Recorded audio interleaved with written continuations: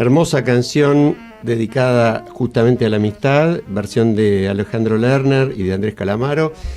Estamos con Nelly Minjarsky, dijimos pila, porque realmente si uno dice Nelly Minjarsky, por Minjarsky sí, pero por Nelly difícil. No, eso cambió mucho. Bueno. No, en eventos, en congresos internacionales, claro, y demás, sí, es Nelly Minjarsky. Sí. Pero bueno, los que la conocemos siempre la conocimos por pila. Abogada, docente universitaria, ciudadana ilustre por la Ciudad de Buenos Aires en 2010, primera mujer que presidió la Asociación de Abogados de Buenos Aires, primera mujer en presidir el Tribunal de Disciplina del Colegio Público de Abogados de la capital. Un currículum realmente muy, muy extenso, una muy destacada especialidad en el campo del derecho de familia y una muy destacada trayectoria en la militancia feminista y en la militancia por los derechos humanos en general. Así que, Pila, gracias por estar. ¿Cómo te va? No, gracias a ustedes. Vos sabés que a mí me caracterizo porque viví tantos años en dictadura que cuando me ponen la posibilidad de un micrófono por adelante siempre digo que sí. No, porque a veces me dicen, no, ¿y por qué aceptar? Digo, ¿por qué no? Difundirlo. Pero de este programa no te dijeron eso porque aceptaste, dijeron tenés que aceptar, es buenísimo ese programa. Bueno, pero cuando no son tan buenos, es que además yo creo que nuestra generación o muchos de nosotros no hemos percibido todo lo que podemos dar.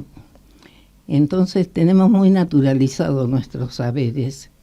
Y me doy cuenta, suponete ayer me piden de una escuela, que se ve que debe ser muy buena, secundaria, que les hacen tesinas a los chicos para ya en cuarto o quinto año. Entonces me piden una entrevista. Claro, yo hablo siempre más o menos igual, como voy a charlar ahora con ustedes, ¿no? Y de repente me mandan la emoción, esto, algo que transmití, yo no tengo mucha idea de eso. Y creo que nos pasa a todos.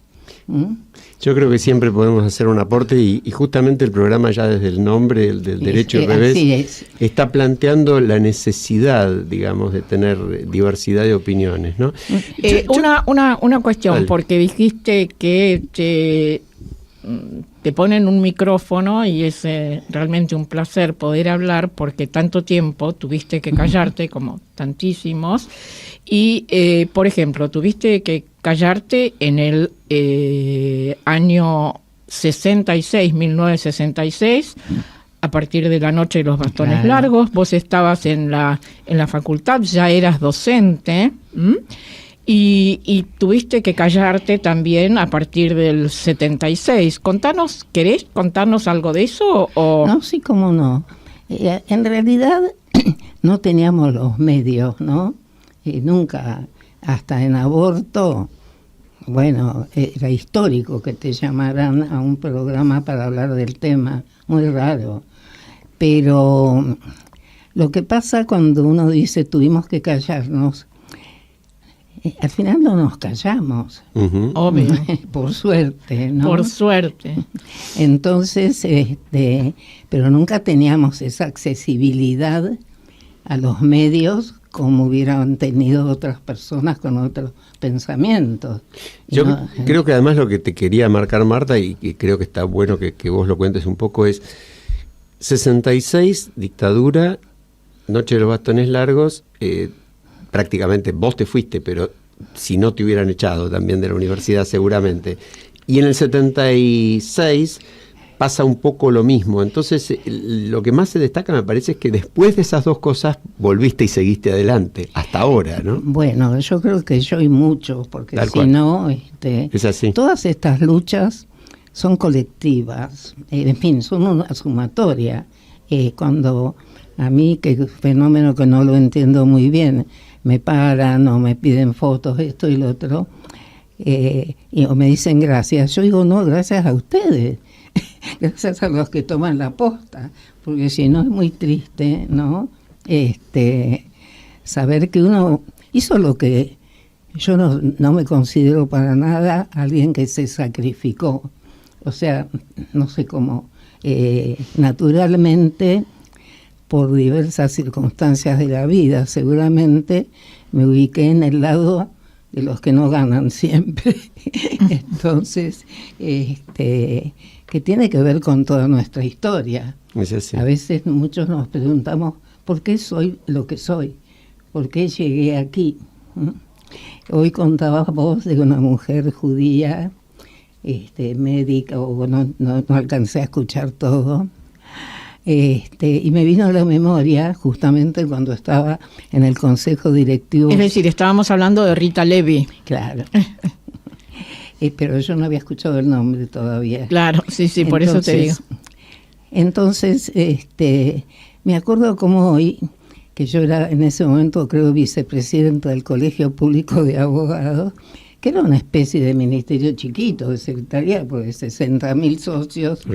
Y vino un señor que, por suerte no me acuerdo el nombre, un compañero, alguien que estaba en el consejo, que tenía prosapia, lo que consideramos, y me vino y me preguntó que él le admiraba mucho cómo yo podía haber llegado a determinados lugares. O sea, como alguien, hija de inmigrantes, esto, lo otro, ¿no? Mujer judía, etcétera, creo que no lo dijo así. Y yo me quedé mirándolo porque no le entendía muy bien. Contanos un poco justamente de tu familia, ¿de dónde vinieron? ¿En qué época? Mi mamá nació en la Argentina. Hija de sus padres tenían un almacén en la ciudad de Tucumán, un almacén modesto, ¿no? Pero vos viviste en Córdoba varios años. No, nunca, yo soy tucumana. Tucumán, sí, tenés razón. He leído que sos tucumana, sí. Mi papá llegó a los 23 años y por ese milagro que yo toda la vida agradecí a mi viejo que hubiera venido a la Argentina, de una familia súper humilde, pero súper. No sé en qué categoría hubieran dado ahora, no sé si llegaban a la de pobre. Y bueno, y la Argentina le abrió camino a muchas cosas. ¿En qué año era eso? Él vino en 1923. Claro. Y en 1929 ya había nacido una hermana mayor mía, y ya mi viejo tenía un negocio fruto, no sé cómo decirte, de su inteligencia y de lo que le ofreció. De su inteligencia, de su esfuerzo y de lo que este país en algún momento supo brindar muy generosamente. Esperemos que se retome en algún momento. Bueno, lo hablábamos en la primera parte del programa, ¿no? El tema de los inmigrantes. Exacto, porque ¿sabes por qué lo hablamos? Justamente por todo esto que pasó la semana pasada en torno a los cantitos futboleros discriminadores, pero yo quería hablarte de otro tema porque es muy importante para la audiencia recordar, y algo dijimos. Vos tenés bastante más de 60 años de abogada y docente universitaria.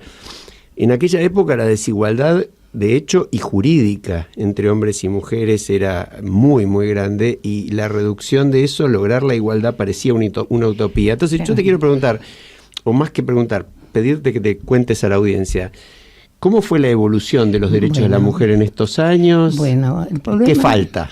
Yo tuve oportunidad, me invitaron de muchos lugares por los 40 años de democracia, ¿no? Entonces dije, voy a comparar los años, el siglo XX con este siglo. Digamos, siglo XX hasta 1980, en nuestro país con el retorno a la democracia. Y ahí noté, lo sabía ya, pero una cosa es cuando analizás, porque nuestro país en el siglo XX sufrió 7 o 6 dictaduras.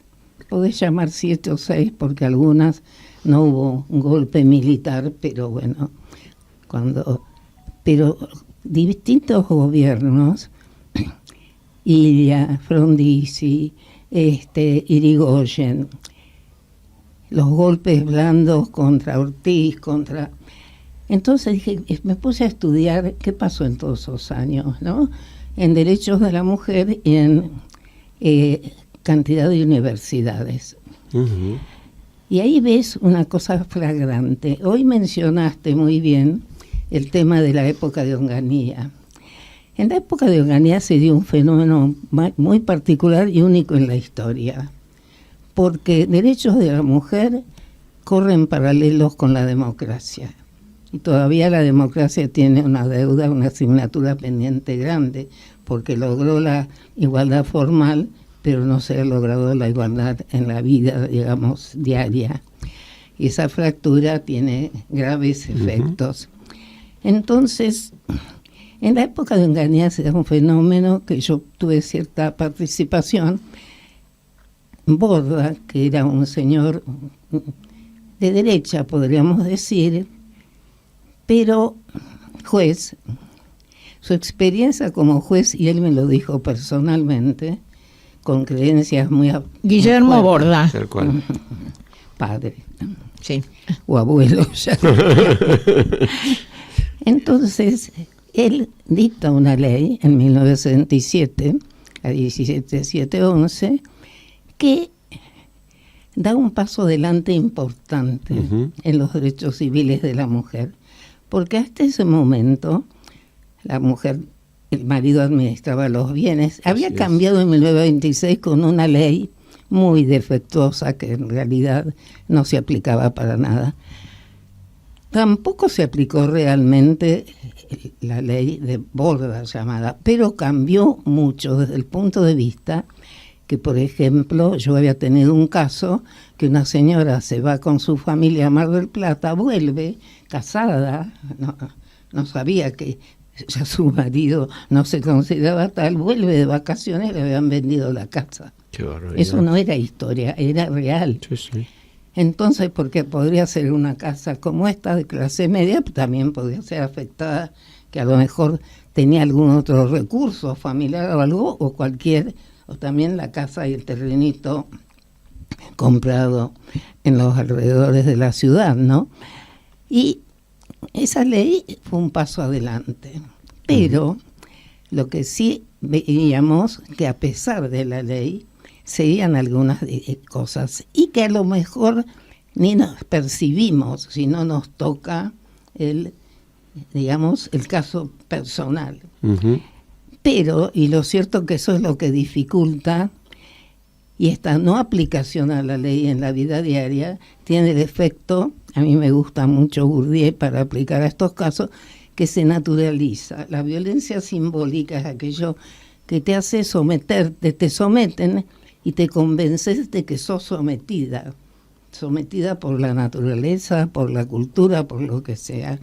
Bueno, cuando a mí me preguntan cuándo, yo ni sabía, digamos, que era feminista. Yo a través del derecho de familia, ahí aprendí enseguida muy con la realidad, más que con mi vida, porque yo en general no tuve dificultades, digamos, graves para mi desarrollo personal.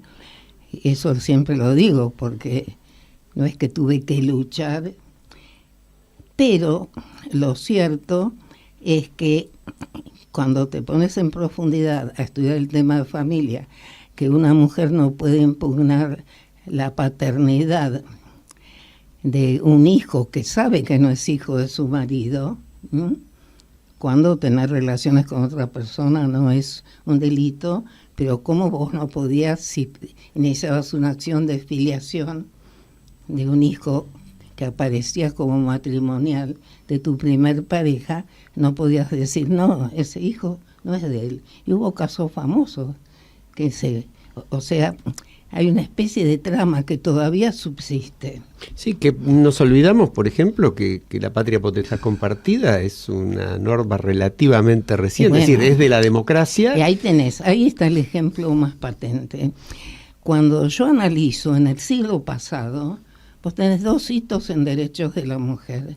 Es la ley 1926, la ley del voto 1945, que pudimos votar, yo voté por primera vez,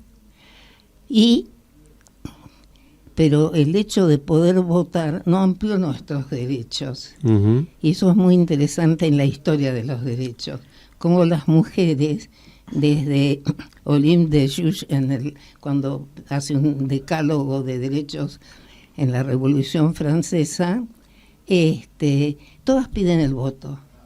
Y los votos se van consiguiendo en los distintos países. Uno, interesante, después de las 2 guerras del siglo pasado, porque la guerra fuerza a que las mujeres nos pidan que salgamos porque les hacía falta. Claro. Entonces, y hay muchos hechos en el siglo pasado interesantes que a veces no se tienen en cuenta, que yo digo, todos los años, a partir de los años 60, aparecen los anticonceptivos, aparecen las heladeras, aparecen hasta el detergente, o no sé cómo decirte, una cantidad de aparatos y cambios, ¿no? Sí, sí. Pila, vos, como especialista en derecho de familia, además del tema específicamente de la mujer, has trabajado mucho en la Convención de los Derechos, o con la Convención de los Derechos del Niño. Háblanos de los derechos del niño, de la niña, de los niños. Bueno, mira, yo creo que aparte, a veces les quiero explicar a las jóvenes que no nos damos cuenta de la envergadura de la lucha, porque o confiamos un poco demasiado en que somos todos como seres humanos, y se mueven poderes y estructuras culturales que están inscritas a fuego en las personas, ¿no? Entonces, todavía hoy, porque el hecho conceptual de todo esto tiene que ver mucho con una concepción de vida que tiene que ver con la libertad, con igualdad, porque yo no acepto este discurso libertario que nunca vi que al lado de la palabra libertad ponga la igualdad, que es una farsa, ¿no? Entonces, en la familia también pasa eso.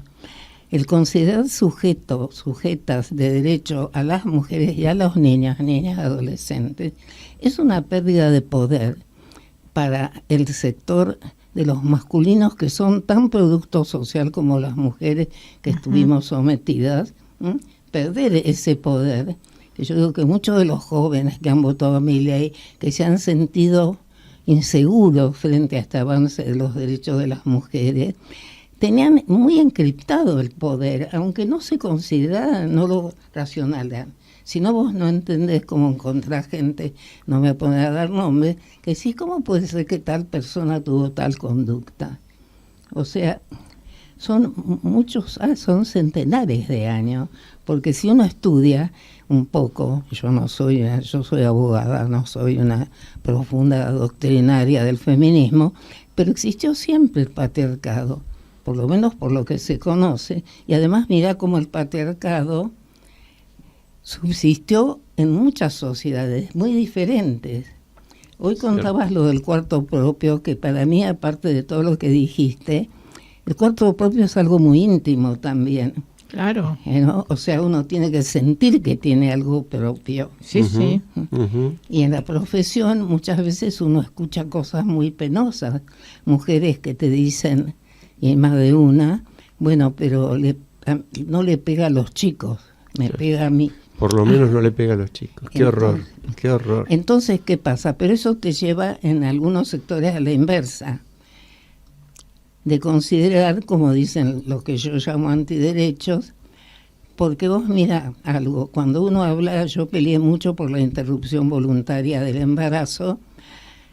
Si me preguntan, ¿estoy a favor? No, nadie está a favor del divorcio. Hay cosas que no estás a favor, existen en la vida y ves cómo ayudas a pasar que las personas sufran lo menos posible, tanto hombres como mujeres. Entonces, cuando escuchás que dicen los niños, para evitar la educación sexual integral, dicen los hijos son nuestros. No, los niños no son de nadie. Y ese concepto de que es un otro hace a la esencia de la democracia. Por eso la palabra democracia, con todos sus defectos que no hemos encontrado todavía un mejor funcionamiento en este tipo de sociedad, tiene esa profundidad. Porque ¿por qué razón tales grupos ideológicos están en contra de los derechos de la mujer, están en contra de los derechos del niño, porque se creen dueños. Por ejemplo, planteando que bueno, que el padre tendría que tener el derecho de mandarlo al taller en lugar de a la escuela, ¿no? Bueno. ¿Has hablado con algunos o algunas docentes en relación a cómo se desarrolla ahora, en qué estado está en las escuelas el tema de la salud sexual y reproductiva? ¿Cómo se enseña? ¿Se enseña? Sí, no. Mira, en la época de Macri pasó algo que yo creo que aparte esta historia no es banal. Cuando te dicen el tema de el serrucho, todo eso. En la época de Macri pasó algo muy curioso. Macri, el gobierno de Macri, en cierto modo estaba en contra de la educación sexual integral y crea el plan ENEA. Plan ENEA, un plan destinado en realidad a sustituir la ESI. Pero, como había quedado mucha gente que trabajaba ya en educación sexual integral, y ahí, ¿ves? Fue un ejemplo muy interesante. Siguieron dando educación sexual integral a través del plan ENEA. El plan ENEA es un plan para evitar el embarazo, digamos, de relaciones no forzadas, porque si podés embarazarte a los 11, 12, 13 años, bueno, entonces, ¿qué pasa cuando no hay una violación? ¿Cómo haces por problemas de salud, que son nefastos los embarazos de tan joven? Bueno, y ahí quedó una camada que siguió trabajando en eso, bien, dentro. Cuando se termina el gobierno de Macri, se mejora todo eso. El plan ENEA llegó a lograr la baja de un 30%, bajó muchísimo el embarazo adolescente, que era un problema en la Argentina, porque se unieron ahí. Es como cuando vos aprovechás el insumo, que no pasa generalmente de un gobierno a otro, que se destruye todo como como se está haciendo ahora, ¿no? Ahora ese plan, que ya está, mira, uno de los que es profesor de la maestría que yo dirijo, que dirigió el plan ENEA, ya está contratado en Chile. Es un plan modelo con tan buenos resultados. De prevención que trascendió la Argentina.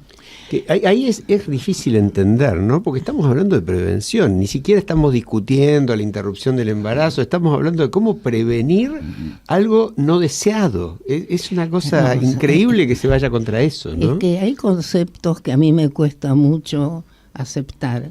Hace poco escuché que una de las personas, cuando estaba todavía de la Torre en niñez, alguien que ahora está en Relaciones Exteriores, preguntaba de cuál era su política para los niños, y dijo: nuestra prioridad es el niño por nacer. A mí eso me pone nerviosa y también me provocó la ironía de decir: yo no entiendo cómo están con este tema. Creo que es porque es barato, porque un chico por nacer no tenés que plantear escuela, porque no se entiende muy bien cómo una persona puede estar, digamos, ajena a que los chicos no tengan comida y preocupado por los que no nacieron, ¿no? Pilar, yo te quería llevar a otro tema. Te cito. Vos dijiste: las acciones en torno al incumplimiento de la obligación alimentaria, es decir, de la obligación de pagar alimentos a los hijos, son una deuda de los feminismos, dijiste, y planteaste: durante décadas se encaró como una problemática entre dos adultos, una mujer y un varón, sin advertir que nos encontrábamos ante un problema estructural, cultural y social que constituía una violación a los derechos humanos. ¿Se encara este tema en la Argentina hoy? En este momento está encarando muy bien en la provincia de Buenos Aires. En la provincia, bueno, dije porque es cierto, yo tampoco. Yo me preocupé el otro día en una mesa, en un panel sobre estos temas, con un jurista muy interesante que encontré, que conocí en la provincia, joven que trabaja familia. Dijo: porque la doctora escribió en 2000, no sé cuánto, 2009, sobre los daños y perjuicios derivados del incumplimiento alimentario. Pero eso no fue una bandera. ¿Qué pasa? El incumplimiento alimentario es aquí y en muchos lugares del mundo, porque todos los paliativos cuando yo lo he investigado un poco, es muy complejo, porque se considera siempre un tema entre adultos. ¿Viste? Lo mismo que estoy viviendo la sociedad conyugal, no es lo mismo. Acá hay niños involucrados, hay un sufrimiento, y con el desarrollo de qué es la violencia, ahora se considera que está dentro de la violencia económica de la ley de prevención. Entonces, ¿qué pasó? En la provincia se hace una investigación. El Ministerio de la Mujer hace una investigación con gente muy seria que estudia todos estos temas y ve que las familias monoparentales, el 80 y pico %, que son muchas, no pasa nada. No se pasan alimentos. No se pasan alimentos. Se empieza a trabajar el tema, entonces se investiga qué pasa acá en la Argentina, en Brasil, y se encuentra, por ejemplo, y se hace acá, en Brasil, se hizo una investigación que mostró la cantidad de mujeres que se endeudaban con créditos bancarios. Entonces se hizo acá también. Ahora, el otro día me enteré, leí en el diario, salió una ley en Brasil para paliar esos créditos bancarios que tienen que ver con alimentos, que tienen que ver con alquileres que se deben. Eso nos movilizó a todos. Entonces se empezó a trabajar de ver cómo llegar y concientizar a las mujeres que conozcan sus derechos. Cuando se sacó un libro, yo hice el prólogo, y cuando yo digo, pero esto los abogados lo tienen que saber, me dice, tampoco. O sea, muchas veces hablamos de reformar leyes y muchas veces nos olvidamos que hay insumos. Claro que que los jueces después no los aplican, nos cuesta mucho. Ahora, qué interesante, ¿no? El concepto de daños y perjuicios, porque esto es algo que sí valdría la pena explorar con más profundidad, porque si el que causa el daño de no pagar alimentos, aclaremos, a sus propios hijos, estamos hablando, ¿no? Estamos hablando de personas muy execrables, pero esta costumbre está como difundida. Si supieran que también tienen que responder por el daño que les están causando, tanto al hijo como a la madre eventualmente, ¿no? Porque decimos que son problemas estructurales y sociales. Primero, porque nunca lo pensamos. Yo me hago una autocrítica cuando digo eso. ¿Por qué no seguí trabajando en el tema? Bueno, a veces tenés urgencias, también intelectuales o lo que fuera, pero el problema es que acá estás en una sociedad, primero que era como está mal visto a la mujer que va a pedir alimentos. Cierto. Yo cuento, perdón, a veces uno cuenta anécdotas personales porque a mí me sacaron, no con nombre y apellido, pero lo leímos, a mí y a Marisa, la actual pareja de un señor que nosotros estábamos haciendo un juicio de alimentos, sacó en la revista Humor un artículo hablando despectivamente, y cuando yo hablaba en tribunales, era como, me decía, doctora, porque a uno le da miedo pisar el mismo plato. Bueno, viste, como cuando no querés hablar de enfermedades o no querés hablar de discapacidades. Sí. Entonces que venían los hombres al estudio y te decían, usted dice que yo tengo que pagar tanto, ¿y por qué? Y hoy todavía lo escuchás. Sí, es así. En general preguntamos a nuestros invitados, a todos, bueno, ¿cuáles son tus proyectos ahora? En un minuto, además. En un minuto, porque ya nos vamos. ¿Cuáles son tus proyectos? Bueno, mis proyectos, tengo 95 años, ¿no? O sea que proyectos muy largo plazo, no. Pero me encanta que lo menciones. Sí. A ver, porque tu presencia así, esta charla es un mensaje de vida muy fuerte para los que nos escuchan. No, mis proyectos es seguir haciendo. Claro, seguir haciendo. Bueno, eso es un proyecto. Estoy trabajando en este proyecto de alimentos. Ahora la semana que viene lo vamos a, porque esto está trabajando la Cámara de Diputados de la provincia también, vamos a presentar un nuevo material, pues un material es muy accesible. Bueno, ¿qué te parece? Flor de proyecto. Sigo con la maestría, claro. Estoy preocupada porque por primera vez en tantos años nos bajó mejor dicho, teníamos una buena inscripción, pero la facultad tuvo un problema.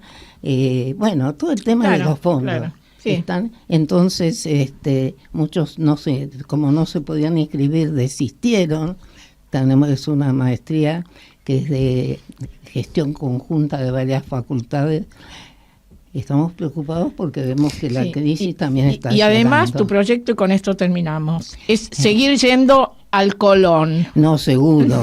Al Colón, al Ahí estudio, a la Nos universidad. vemos siempre, pero en el Colón Tratando- nos vemos siempre. Y aquí la tenemos en el Tratando piso. que me siga disfrutando la vida y tratar de pesar todo lo que nos pasa, como digo, si sobrevivimos a las guerras, sobrevivimos a la dictadura, esto también lo tenemos que sobrevivir y estar más tranquilos y felices prontamente.